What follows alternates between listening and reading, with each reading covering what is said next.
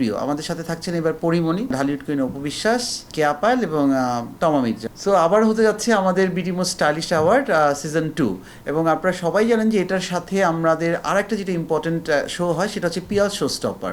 আর গতবারের মতো এবারও আমাদের শো স্টপার হিসেবে থাকছে বাংলাদেশের টপ সব হিরো হিরোইন, যাদের কে অলরেডি আপনারা চেনেন জানেন এবং সবার খুব প্রিয়। আমাদের সাথে থাকছেন এবার পরিমণি, আমাদের সাথে থাকছেন ঢালিউড কুইন অপু বিশ্বাস, আমাদের সাথে থাকছেন কেয়া পায়েল এবং তমা মির্জা, এবং হিরোদের লিস্ট তো আরও লম্বা। যাই হোক, এবার আশা করি যে আরও বড় আকারে হবে, এবং যেহেতু 29এই শোটা হতে যাচ্ছে, সময় আমাদের খুব কম। এর ভিতরে আমাদের রিহার্সাল চলছে এবং পুরো প্রিপারেশন চলছে আমাদের কস্টিউমের। তো আশা করি যে একটা ধামাকা নিয়ে আমরা হাজির হব। আপনাদের এইটাই, এই যে বললাম যে সাকিব ভাইকে নিয়ে আমার একটা শো হয়েছিল যে ঢাকা ফ্যাশন ডে, যেটা এটা একটা বিশাল ধামাকা হয়েছে, এবং ওই শোটা করার পর আমি এখন পর্যন্ত ঢাকা ফ্যাশন ডে করতে পারিনি বিকজ অফ ওটাকে ক্রস করার মতো হিরো আমাদের এখনও নাই আমাদের হাতে। তাই আমি আর সাকিব ভাইয়ের উপরে যেতে হলে আমাকে পুরো হলিউডে যেতে হবে, এছাড়া আমার আর কোনো উপায় নেই। তাই এই কারণে এবার আমরা আরেকটা করছি যেটা বিডি মোস্ট স্টাইলিশ অ্যাওয়ার্ড।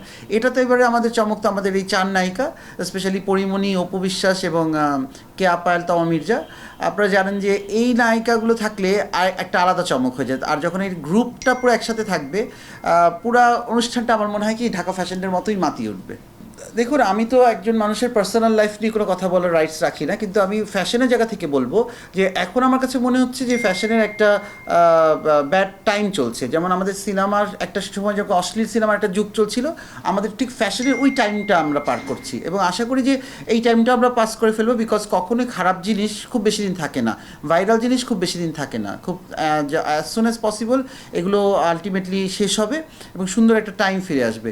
এবং অবশ্যই আমি মনে করি যে এখন অ্যাওয়ার্ডটা হচ্ছে আগে শিল্পীদেরকে সম্মান দেওয়ার জায়গা, শিল্প এটা, আর এখন অ্যাওয়ার্ডটা হয়ে গেছে বিজনেস। তো শিল্পীকে যতক্ষণ পর্যন্ত আপনি প্রপার সম্মান না দিতে পারবেন ততক্ষণ পর্যন্ত কিন্তু অ্যাওয়ার্ড শোর কোনো মান নাই। যেমন আমার অ্যাওয়ার্ড শোতে কোনোভাবেই আমি এমন কোনো ভাইরাল বা এমন কোনো কথাকথিত আর্টিস্টদেরকে দাওয়াত দিই না বা স্টেজে উঠাই না, যাতে অন্যান্য পিওর সোল যারা কিনা অরিজিনাল আর্টিস্ট, তারা যেন লজ্জিত না হয়। তো এটা ভেবেই কিন্তু এবারের শোটা ওইভাবে অ্যারেঞ্জ করা হয়েছে, এবং এমন কাউকে আমরা দাওয়াত দিচ্ছি না বা এমন কাউকে আমরা ইনভলভ করছি না যে মানে যে অনুষ্ঠানের অতিথিরা, যেমন আমার এই অনুষ্ঠানে এবার মিনিস্টাররাও আসছেন, তো এমন কোনো কাউকে আমরা রাখবো না যাদেরকে নিয়ে প্রশ্ন আছে, যাদেরকে নিয়ে জাতি প্রশ্ন করে। সো প্রত্যেকটা ভালো মানুষ, ভালো মনের মানুষকে নিয়ে আমাদের প্রত্যেকটা আয়োজন হয়। তাই এখন পর্যন্ত কোনো কালিমা, কোনো কথা, কোনো নেগেটিভ জিনিস আমার অ্যাওয়ার্ড শোতে হয়নি। আমার একটাই টার্গেট, বাংলাদেশকে ইন্টারন্যাশনালি প্রেজেন্ট করা। আমার এই শোর পরপরই আমরা চলে যাচ্ছি সেপ্টেম্বর মাসে আমাদের ফোবানা করতে, তারপরেই কিন্তু আমেরিকাতে আমাদের আইকনিক অ্যাওয়ার্ড হবে, আইকনিক ঢালিউড অ্যাওয়ার্ড, যেটা সেপ্টেম্বরের 20 তারিখে হচ্ছে। ঠিক তারপর পরেই এই পুরো গ্রুপটাকে নিয়ে, আমাদের যে গ্রুপটা আছে এই গ্রেট আর্টিস্টদের গ্রুপ, এদেরকে নিয়ে কিন্তু আমি লন্ডনে যাচ্ছি আইকনিক ঢালিউড অ্যাওয়ার্ড করতে। ওখানে হচ্ছে লন্ডনের অক্টোবরের 26 তারিখ, হ্যাঁ অক্টোবরের 26 তারিখে আমরা সবাই মিলে লন্ডন, পুরো বাংলাদেশটাকে আমি বিদেশে প্রেজেন্ট করবো, এটাই আমার ইচ্ছা, এটাই আমার শখ। এই জেনারেশনটা তো একটু অস্থির, এটা বলতেই হবে। আমাদের জেনারেশনের মতো না, এটা একটা জেনারেশন গ্যাপ। আমার এখন কিন্তু এইজ গ্যাপ না, আমাদের পুরো একটা জেনারেশন গ্যাপ। সো আমাদের জেনারেশনে আমরা অনেক বেশি কুল, অনেক বেশি পোলাইট, অনেক বেশি বড়োদেরকে সম্মান দেওয়াটা শিখেছি। এই যুগের ছেলেমেয়েরা কিন্তু খুব অস্থির, ভাইরাল হতে চায়, তাড়াতাড়ি স্টার হতে চায়, যেটা কোনোভাবেই সম্ভব না। এই যুগের ছেলেমেয়েদেরকে আমি একটাই কথা বলবো যে একটু শান্ত, একটু কুল, আর সবচেয়ে বড় কথা একটু পড়াশোনাটা যে কতখানি ইম্পর্টেন্ট।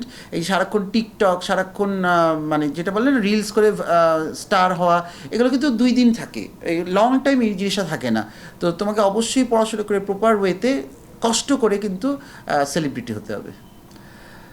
শুনেন, ফ্যাশনের এপিটুপিট হচ্ছে ব্যক্তিত্ব আর ফ্যাশন। যার যেরকম ব্যক্তিত্ব সে সেরকম ফ্যাশন করে। আমার পক্ষে যেরকম খুব ওভার ড্রেস আপ করা সম্ভব না, বিকজ আমার ব্যক্তিত্বটা ওরকম খুবই নর্মাল, খুবই ডাউন টু আর্থ।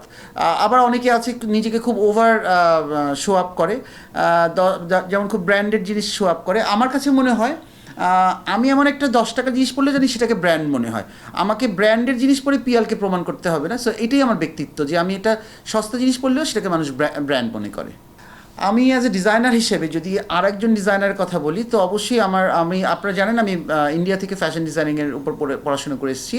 সো আমার টিচার ছিলেন ওখানে মানিশ মালহোত্রার মতো সব বড় বড় ফ্যাশন ডিজাইনাররা। তো আমার এখনও মানিশ মালহোত্রা এবং সব্যসাচী এদেরকেই ভালো লাগে, তারাই আমার আইকন। দেশে দেশে সবার সাথে দ্য নিউজ।